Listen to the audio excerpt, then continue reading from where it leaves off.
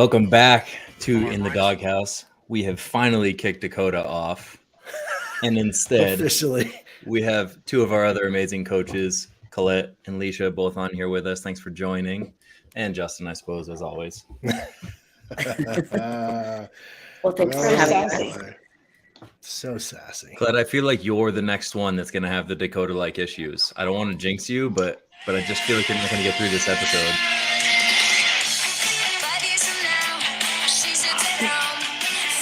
That's your theme song.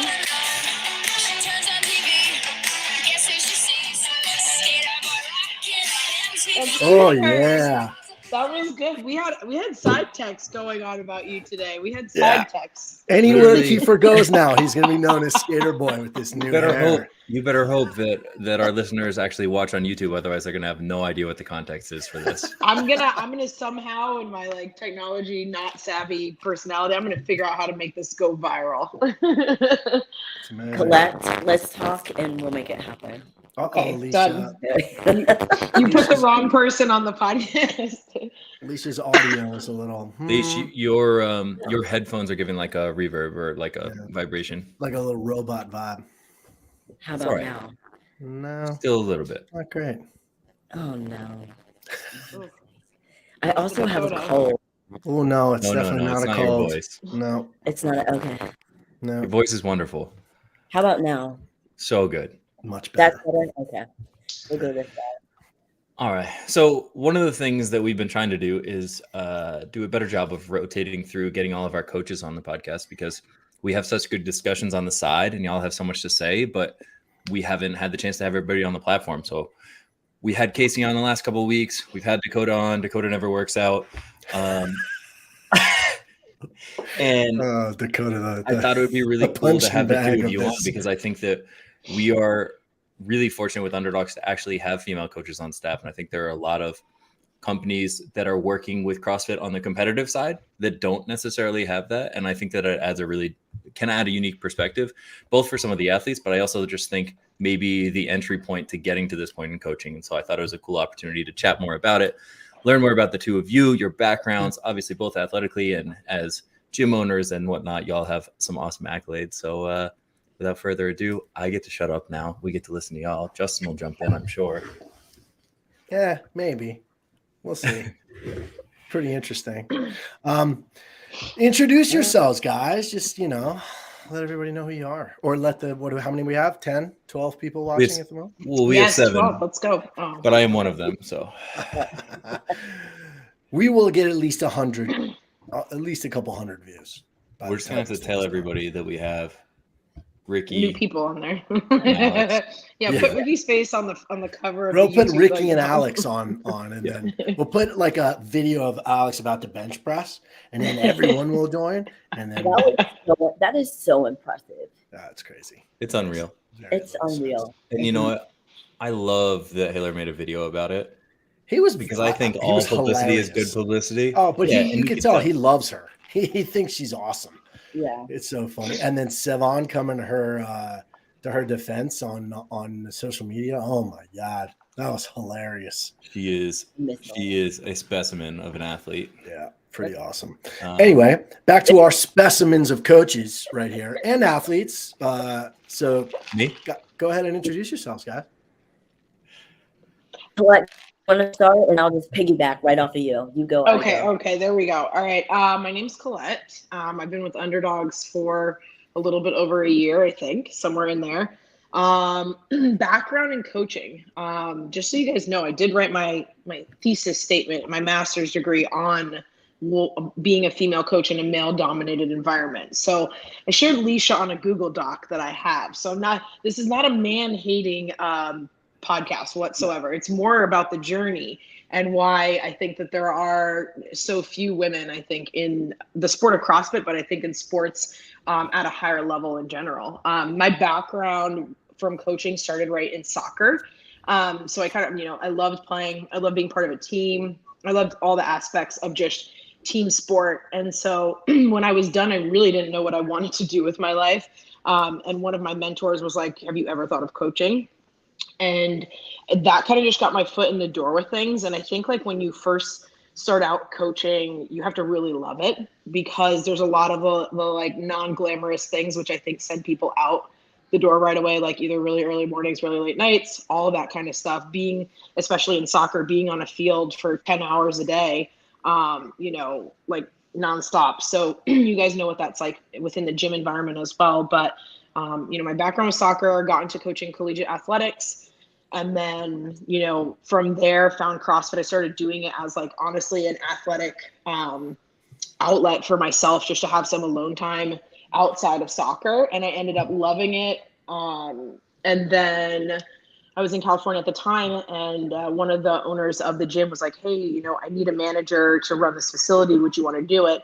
And I think at that time in college soccer, I had been an assistant coach for so long. I was coaching a lot of club and like Olympic development program stuff, but I really like hesitated on making the step into wanting to be a head coach myself, because I knew I'd either have to move or I'd have to go somewhere I really didn't want to be to take that job. So I got into CrossFit, started managing a gym, was definitely in over my head, but I think that's the best way for me to learn. And then started competing and getting in that way. And then, I've managed gyms for other people, just coached a lot since I think it was 2013 is when I found CrossFit. And then here I am now. So that's my short bio. I think you can also read that on the website. Actually, she just read it from the website. Oh, yeah, I have it. Yeah. Lesha, you're up. I'm up. So my background, I'm going to start I owned a gym in Philly for about 12 years. So I'll start kind of up front and then kind of work my way backwards. New to Underdogs, like new. Anyway, so my history has to do with, I started out like in sports, I would say probably around the high school age. I was a cross country runner. Then I ended up playing softball, did a little track and field, soccer. I got into powerlifting, which was, we could go down a rabbit hole, I think, on this topic. And I would like to share a little story with that a little later on there. But I started powerlifting back in 1996, and then loved it, excelled. Did a little dabbling in college. I coached right after high school, graduated in 1996 until about 1999. And then just kind of, I would say, went south. Like a little selfish with my lifestyle, and we didn't really play a lot of sports, some intramural stuff here and there. And then in 2003, I found rugby. So I put myself back on a club side team and played for almost 7 years. And that's actually how I found CrossFit. I knew I was going to retire in 2008.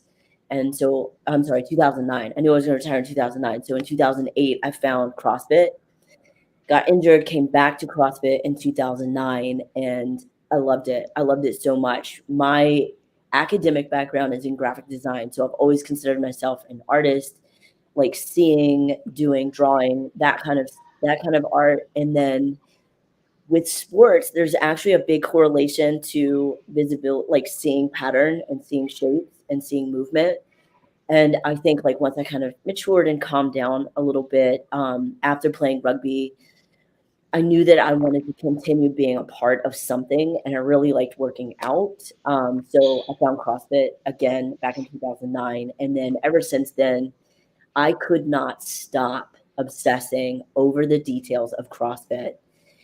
Like from the gym space to people cultivating, like how the microcosms that develop within your gym, people that feel left out, the people that feel included, the people that like rise to the top. Maybe they were popular in high school. Like it just runs a big social experiment to be a coach in general.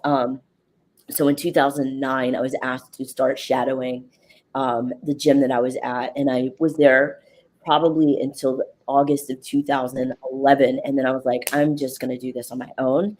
And with a business partner, I started a gym back in 2011, and then just stepped out of that role in 2023 in January. So I don't know. I love it. I try to compete. I do my best. I'm on the smaller stature for being an athlete, especially when there is no weight class. I excelled in weightlifting and in powerlifting because I could be with my people. It's a whole different animal.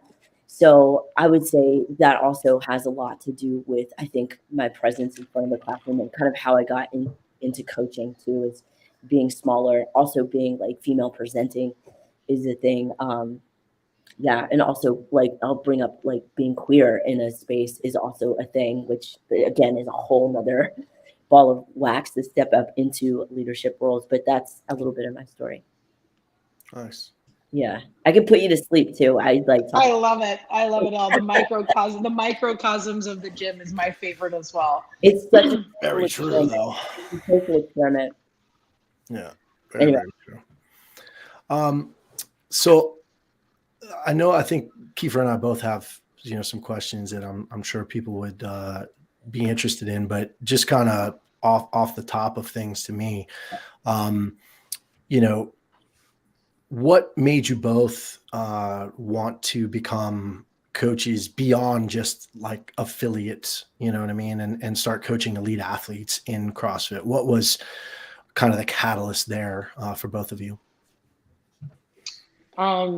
I think it was the perfect timing. I had just gotten back. I had been running other people's gyms, I think, for them for a really long time, and I was competing myself, and I loved everything about it. But I think there was certain parts that I just wanted to give to people that really didn't care about the like, I want to get better. And so for me, it was just, can I better them as a person in the hour that they're with me?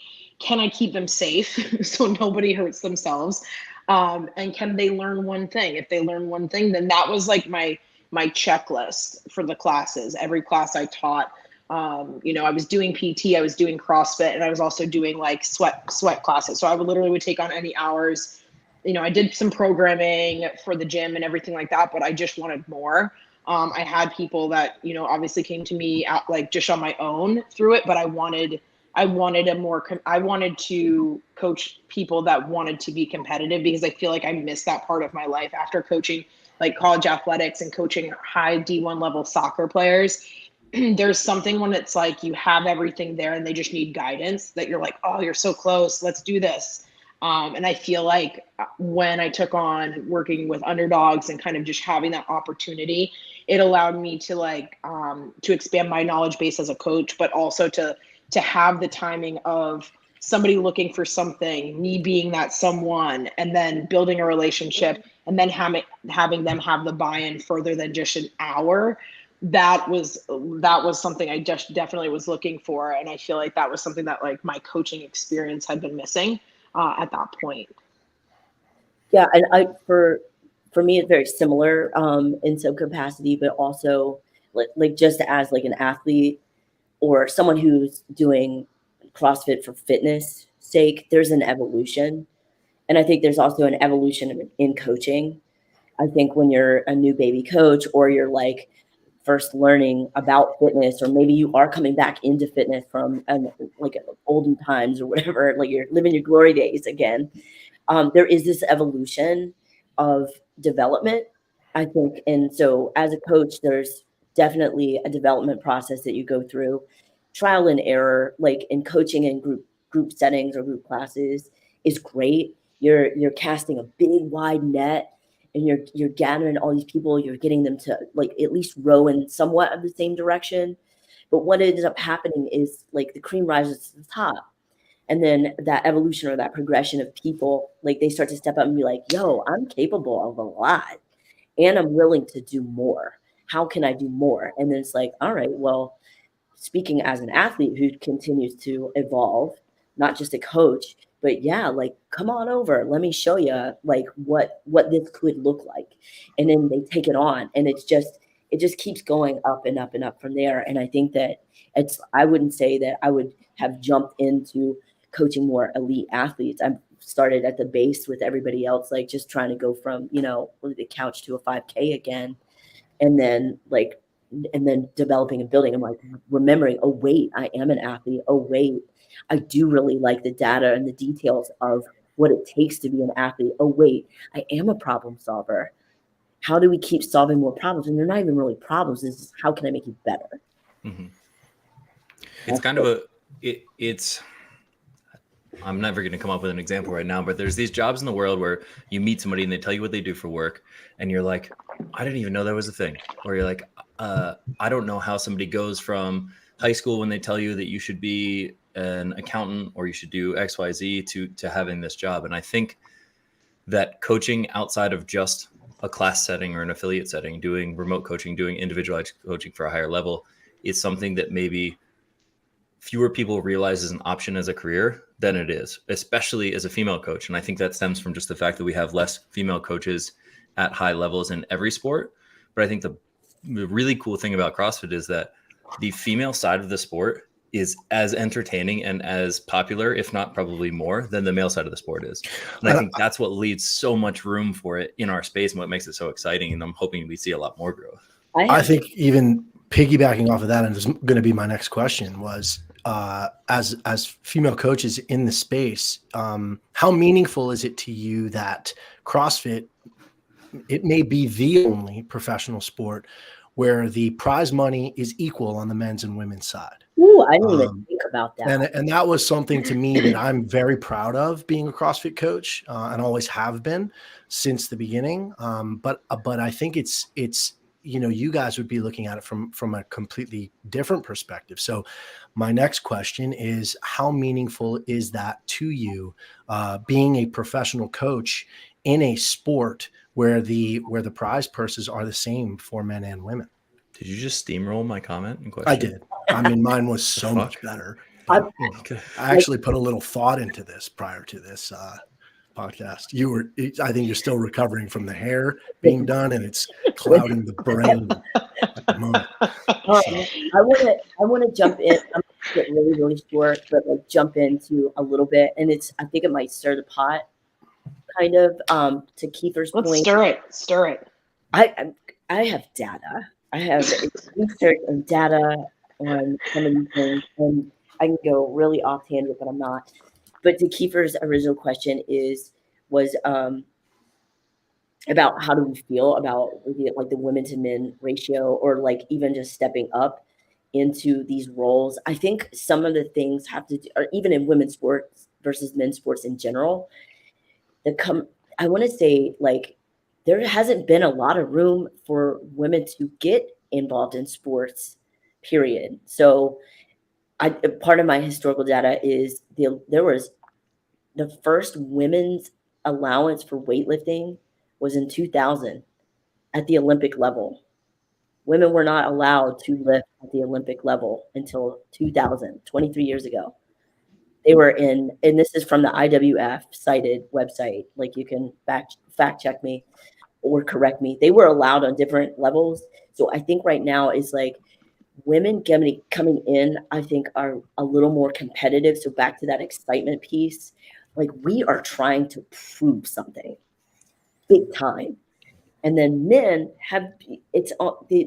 they've been around. They've been doing this for however long. It'd be like let's go, right? Like, we've got to since ancient Rome.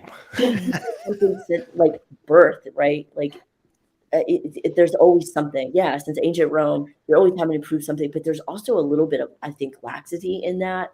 And I don't want to say women are not gracious or humble, or they very much are. But when it comes down to business, they are focused, laser focused. Men are too, but to me, the demeanor feels a little more relaxed and a little more like team friendly, even at an individual sport. But I think, I don't want to cut you off, but you just made a really good point. Like, there's a sort of hunger that, and even this in the microcosms of your gym, if you look at your normal female athletes that come in, there's always, I feel like there's like a grid, and it's like happy to be there or like hungry to be there. And it's like, I always see, and it's like, you offer that, hey, oh, that's great, you just did 10 toes to bar, let's see if we can do 12 next time. And some people are like this, and then other females are like, okay, thanks, that's great. And they just need a little bit of a boost in that regard. And I feel like with this sport, there's that, because if you're in the gym, you feel like there's certain female athletes that rise to the top that feel like they have that hungry aspect where they almost need to prove a point. And I don't know if it's just personality intrinsic based on what they did before coming into a CrossFit space, I don't know, I can't say that myself, but like, I definitely think that's there, and that's part of the sport, and whether that was created like just because of the environment, or not. But again, that was a really, I think, good point that you brought up. I think, and on top of that, my wife and I, like, I was thinking about this, like really deeply thinking about this. And one of the questions that we batted around together is like, do you have to be a great athlete or certified up to be considered a good or great coach? So not only like having that huge prize purse in CrossFit is awesome, and equal pay has been an age old debate from like even our women in soccer to Title IX that started in 1972. Like we're talking about old history, which is why I'm not going to go on too much of a tangent about my history.com research. But, do you have to pose all this greatness to even be seen? And I know personally, like when I stood in front of my affiliate, again, I'm small. I look athletic, but I don't look like super like jacked up. But if you ask me, I got almost 200% body weight back squat. But do that one more time. Do the flex. What? Very intimidating. But it's like excellence. Like you have to be. There's pressure to feel excellence because you have been I would say on the back burner, not even on the stove for many, many years, especially academically in the job force. You couldn't even vote until 1928, right? Is that wrong?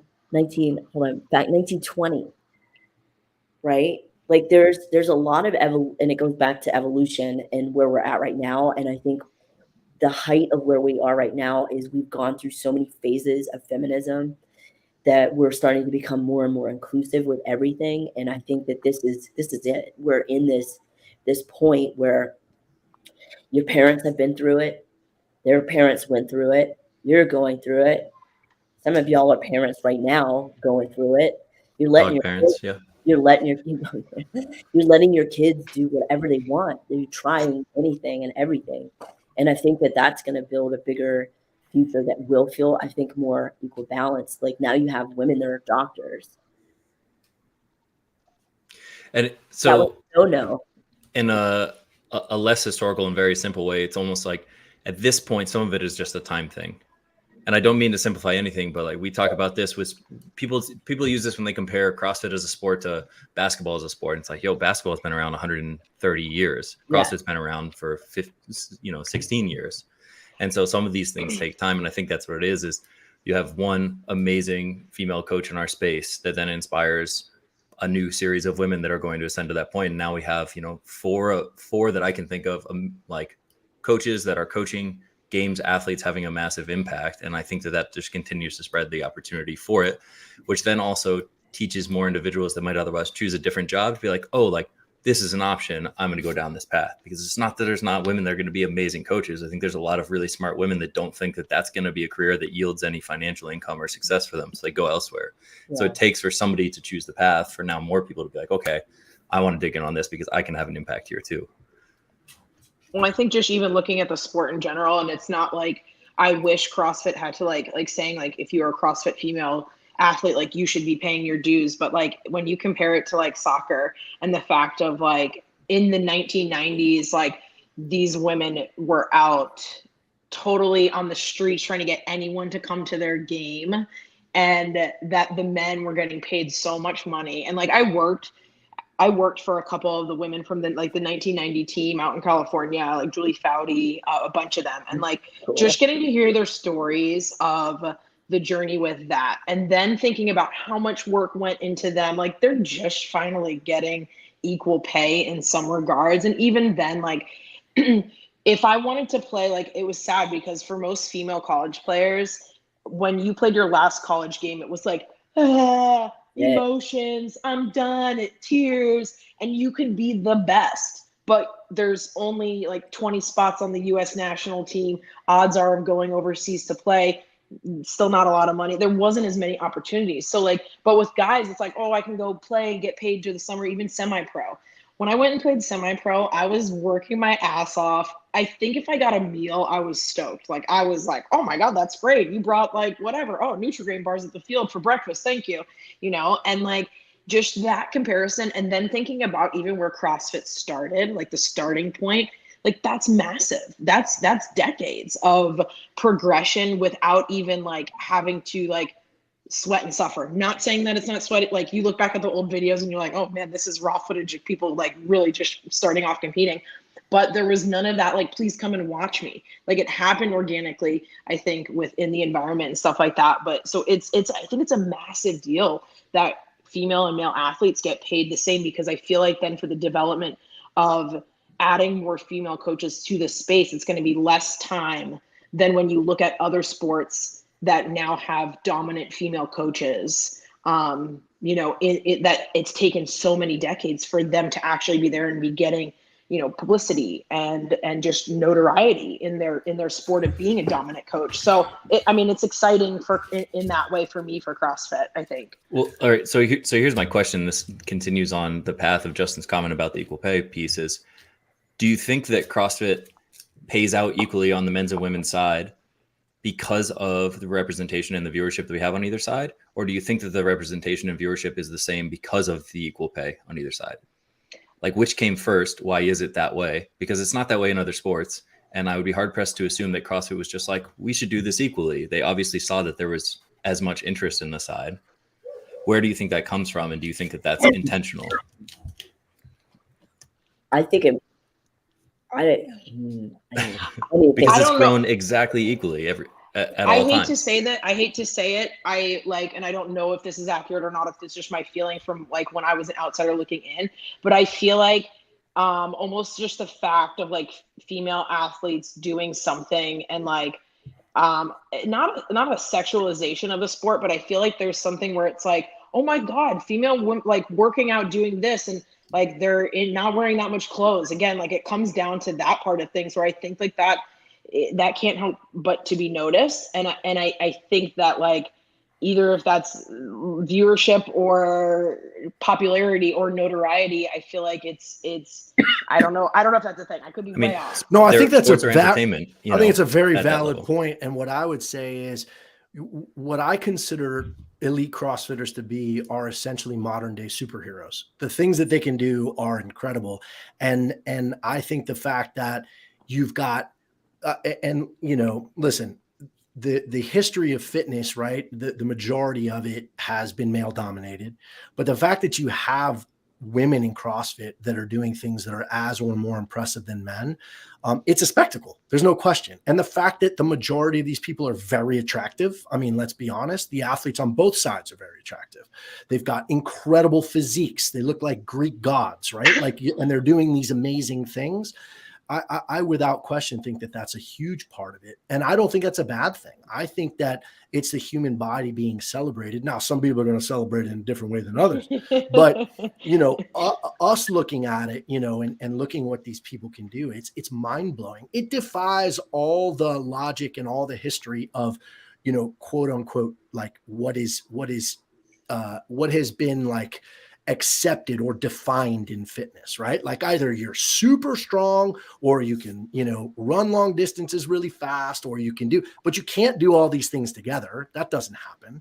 And now you're seeing not only men, but you're seeing women do it and doing it at an incredibly high level and defying all the laws of fitness. And, the fact that they're all really good looking and wearing very little clothes, I just think adds to, that the allure of this incredible thing that's happening, which is why CrossFit, just like F1, needs a reality TV show on Netflix to blow this thing up the way that F1 was blown up. This is a whole different topic. All right. But anyway, let's go. We need to professionalize this thing. Big sponsors, big everything, lots of money. Let's go. All right. If you had to put a reality TV show together, who would your athletes be that you would have? You have 6 athletes. Who are your 6 athletes? Why not? This is Let's too far off base. Skater boy. No, we'll bring it back. We don't need anybody else. We got Kiefer now with his hair. Might be one of the coaches, obviously. He counts as 3 people. Yeah, that's a whole nother topic and a whole nother you guys can bring Dakota back for that one. We'll talk about this one on the side. We'll skip that. I think that there is a little bit of sexualization in sports. Like there always is. When you said, like wearing next to nothing, I immediately thought about like powder puff football and how big that was at one point. That's a little different. It is a little different, but I mean, they got the lights, they got the turf, they got the jerseys, they got the pads, they got the money. Maybe not that much money, but got some. Yeah. My gut, and I don't know if this is right or wrong or accurate or not, but my feeling is that it's kind of like, I think it was probably just the easiest thing to do is split it down the middle. Yeah. Because Reebok came in and they were like, here's $42 million. Do with it what you will over this course of however many years. And I think that even the evolution of the pot changed or it grew, right? So I think it was just easier to keep it 50-50, less fuss, right? I don't know. That's my 2 cents. But it's kind of like, and actually I don't want to call it an accident, but like maybe not completely forthcoming or forethought involved in it and be like, oh shit, actually, this is great because we just did something good, but I don't know if they thought about it that way. I could see that. I could agree. I kind of agree too, but I just thought it was a good transition of that topic of it. Is like, we were like, hey, like this sport has equal play. I'm like, I don't think that they thought of it that way. I think they just said like, winners, you get this much and everybody else gets the rest. But if they didn't think about it, that's also good in a sense too. Because then it's just showing the fact that they're equal and we don't have to think about it. We're just splitting it right down the middle. Yeah, just as hard, making just as many sacrifices. It's a just. And I also think it's arguable that since the beginning of the sport that you can absolutely, I would say, probably 2 to 3 times the amount of female stars in the sport than there are male stars. Right. Well, that was going to. I want to deter topic back to actual coaching, but I was going to say there's probably an argument to be made that if it was based on actual viewership of the sport in each division, the female side potentially could be making more money than the men's. Yeah. But back to coaching. What has been, since both of you transitioned primarily to doing remote coaching, working more with athletes, whether that's at a higher competitive level or just somebody that wants individual focus in or outside of their gym, what's the biggest challenge about it? Maybe in general, maybe as being a female coach. I know from my perspective, like one of my thoughts is what I see is that it seems to me as if it's harder to get male clients to buy into working with a female coach unless they have a previous relationship with them. So I don't want to put thoughts in y'all's mouths, but that was my first thought with it. I think that's a great question. Let me piggyback, and I'm going to add one thing to that, and then you guys can cover it both. Yeah, but you didn't even let me have my question. Well, listen, because your point is, it actually is like it's a perfect segue to what I was going to ask, which was to increase the popularity of elite female coaches, right? Of the coaches that you're seeing coaching podium or big time games athletes. Do you think it's going to be imperative that a female athlete coaches an incredibly high level male athlete? Because we see it right now on the women's side. Jeff Adler's coach, his wife. Yeah. And also Michelle Letendre with Pat's coach, with Patrick. Absolutely. Yep. And Roman's translator. Do we Not think his coach? We don't know. We have no idea what she does. Do we think that's something that's going to continue to, I would say, not say enable, but something that's going to make it more popular for more and more elite women's coaches to coach elite male athletes?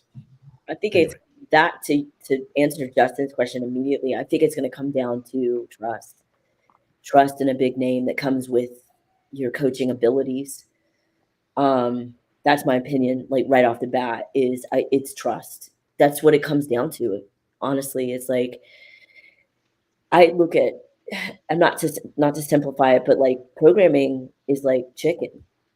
It's just how good are you at cooking chicken, right? And I love that analogy. I love that. You can teach anybody except for Kyra to cook chicken. She doesn't listen to this anyway. Don't worry. I was going to say, hopefully she's in the middle of practice right now. Not everybody can be a great coach. You can also be a great programmer, but it doesn't necessarily mean that you're a great coach either. Amen. Right. I say that all the time. And I think when you get into trying to do both at the remote level, I immediately thought of like ghostwriting. Your female element is almost taken out, and you are writing a script to follow, and the belief or the trust comes from the outcome.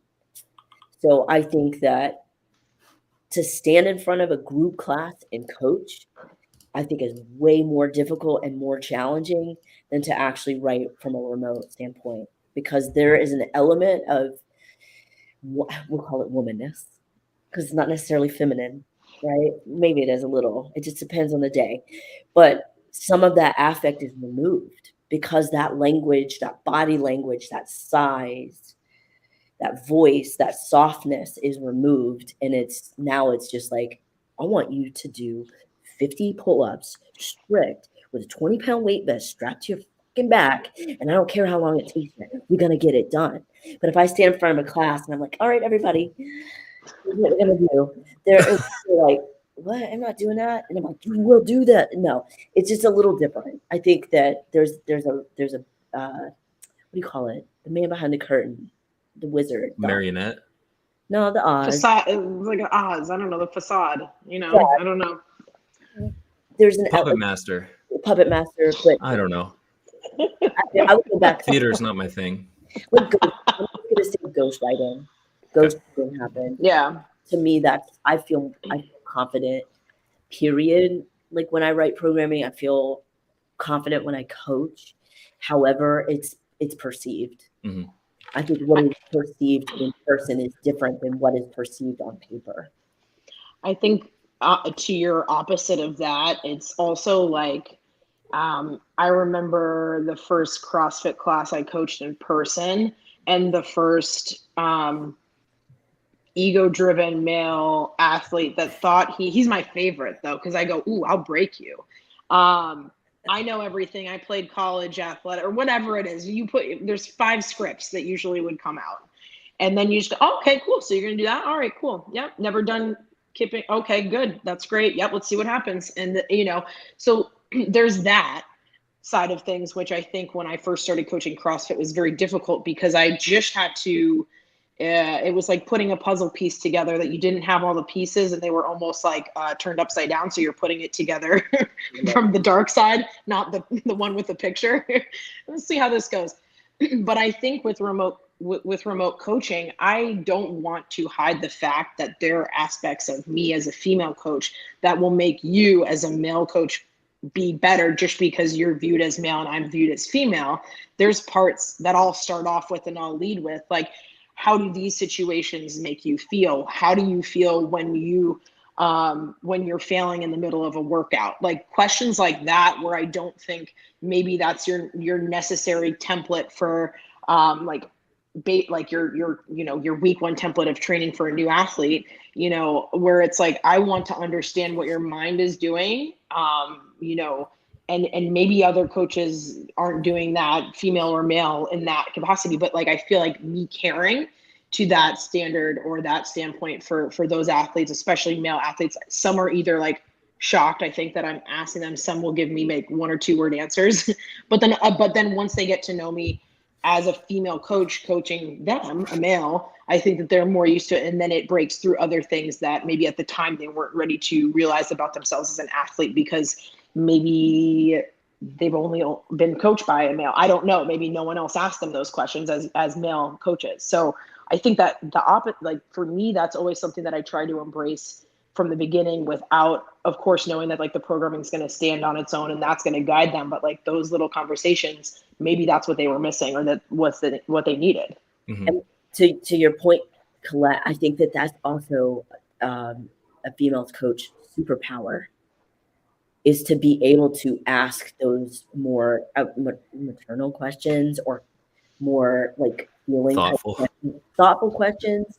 But it's true. It's like you do get to a level or to a point, and can you tap into that part of the psyche or to that part of the brain, or even with that level of performance, because there are feelings that come along with that and care.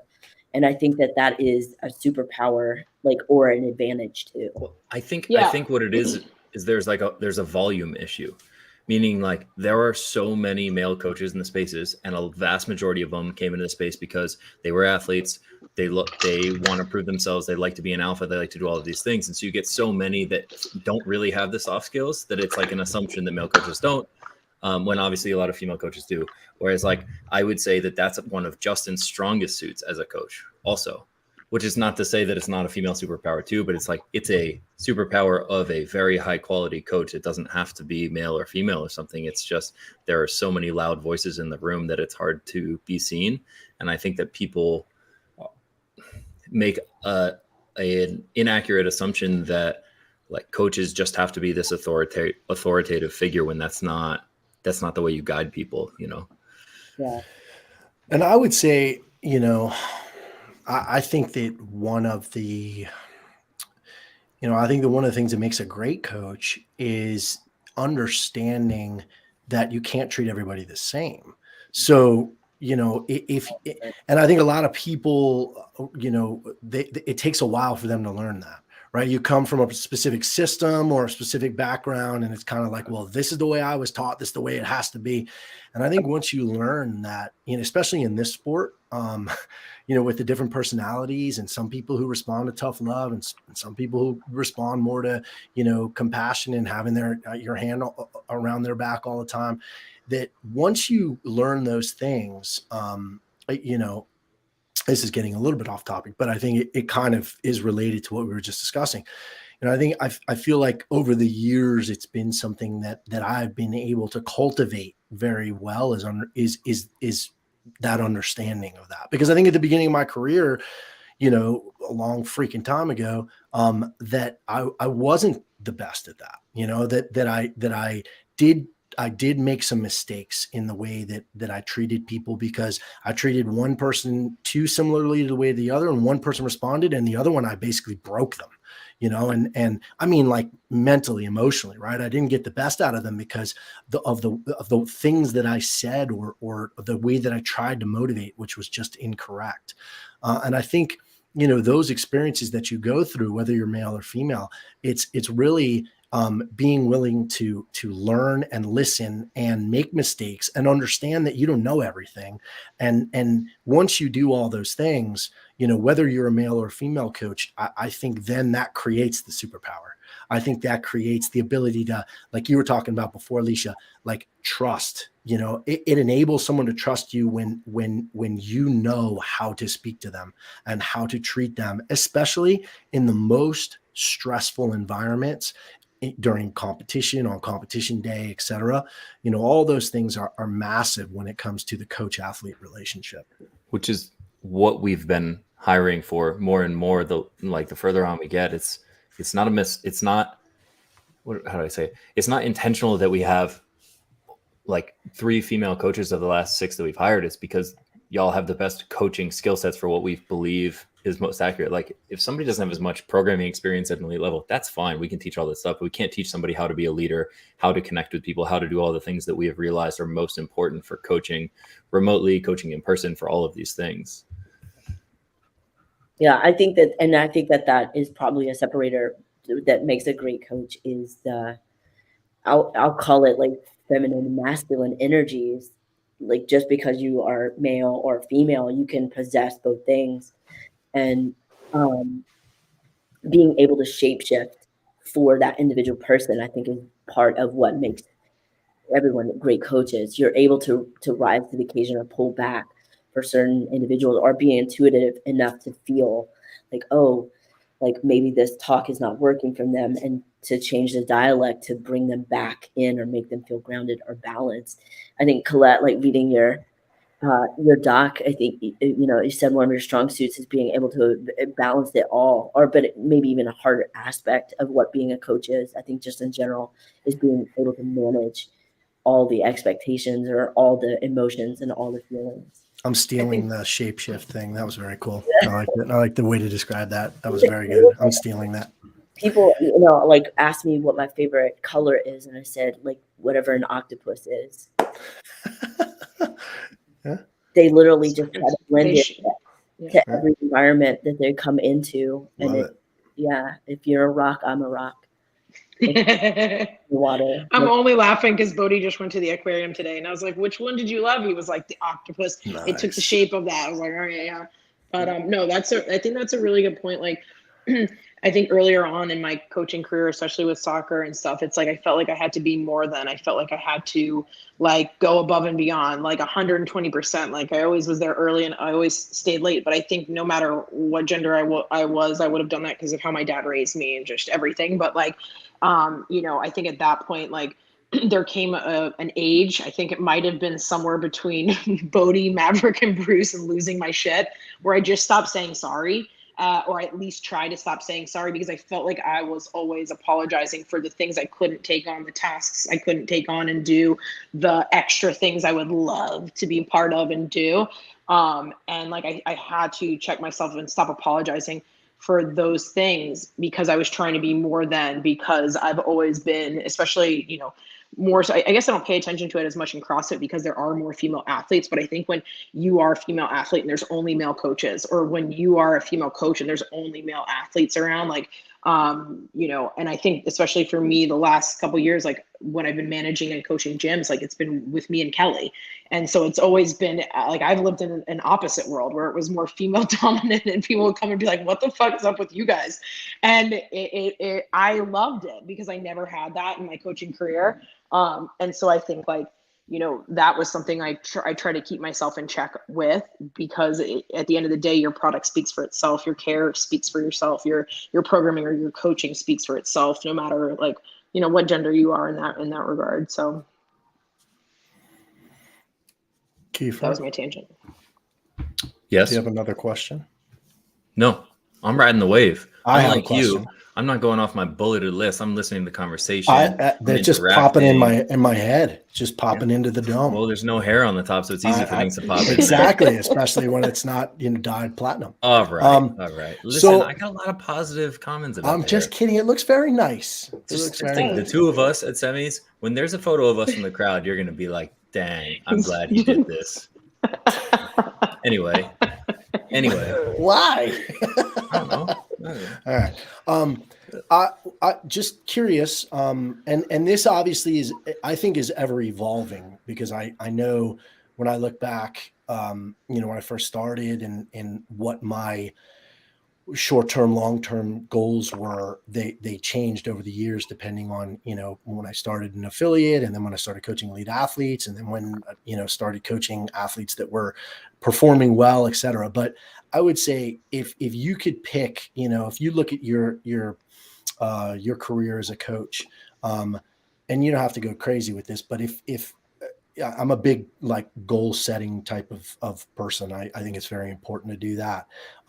Can you name one goal that you have that you would like to accomplish as a coach in this sport? And it can be as simple as, like helping someone, but I would love to know for you, like as a coach, what to you is a goal, whether short-term or long-term, that's important to you to achieve. I'm gonna need a second on this. You don't want to go, Lesha. I see that face. You want me to go? No, I'm thinking. I think that it's a great question. I think it's a tough question. It's the simplest ones are always the toughest. I think short term, like I'm gonna call it short term, maybe superficial, would be to take someone to higher level, like semis, the games level. I think that would be an awesome feat. And I think the long term would be to develop somebody to start to be good, to have that trust, and to watch them evolve or grow, to change, to shapeshift, to keep going. And like the great part about, I think, coaching and virtually coaching, it's I can do this until I can't.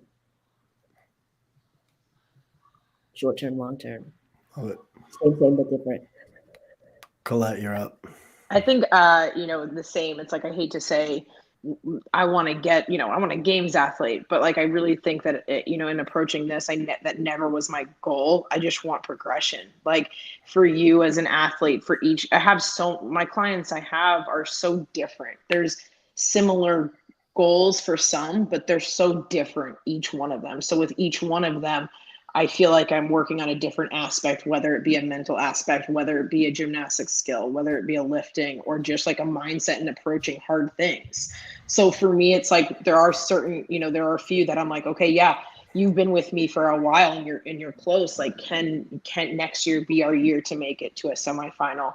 But I think like for me, even in saying that, I feel bad for some like my athletes that they're not closer to that goal, but they've improved way more. And it's the same kind of analogy I gave to like when I would coach CrossFit classes, and like the number one movement that people would just hate, it's like either overhead squat or snatching. And I was like, I love coaching that, and for somebody that would struggle with the overhead position, I was like, listen, because, okay, let's get a PVC pipe. All right.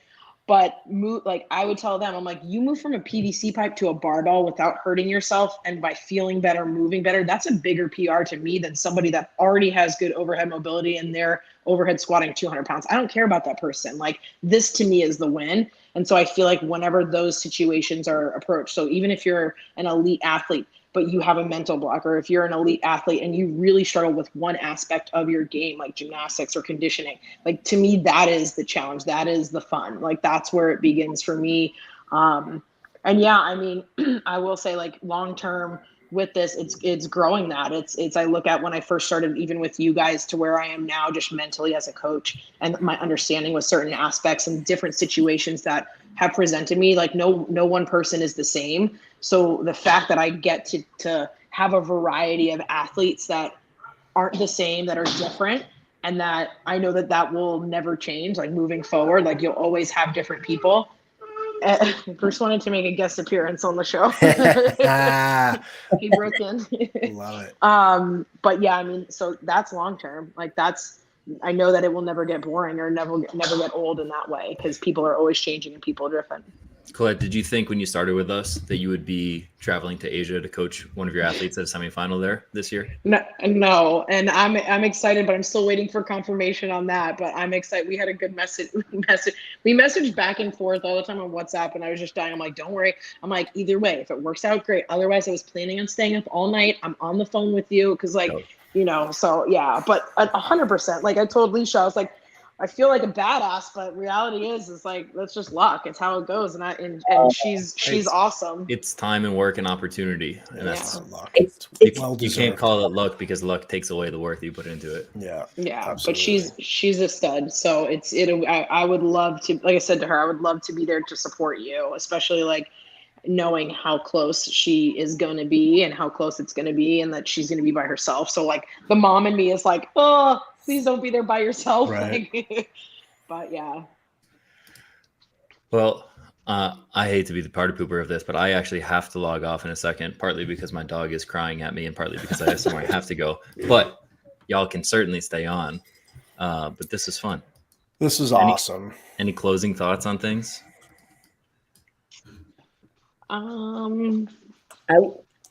Hit it, Lesha. I know you got it. Just a little bit.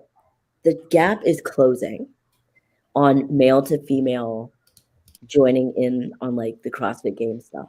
And I think it's going to start, it's happening in our team divisions. I think that's really cool. I did the stats on our age group stuff. Love it. Let me just say this. I'll start. So Masters starts at 35 to 39. There's a men to women disparity of 987 men to women. The teens, 14 to 15, 9. Yeah, that's awesome. 16 to 17, 4. That's crazy. Yeah, really cool. And this, that's that evolution. Yeah, and this feeds right into what you were talking about. Is there's a time component to this? The evolution of it is like it's coming, and we just have to continue to talk about it and to foster it and to embrace it. Happening. Cool. Thanks so much for joining us. And this has been awesome. We could do this a lot longer, but apparently Kiefer's the fun police. So we're going to end it now. Listen, my daughter needs me right now. If you could see, she's staring at me from the other room, sitting there, She's just like this, whining under. Yeah, just like this. Dude, she's the most diesel one on this call. Oh, Billy, she is diesel. That's definitely true. No, this has been fun. Thanks so much for jumping on, and hopefully we'll be able to do it again soon. Yes. Yeah, this was great. It was good to see everybody. Bye, guys. Thank you. Stroke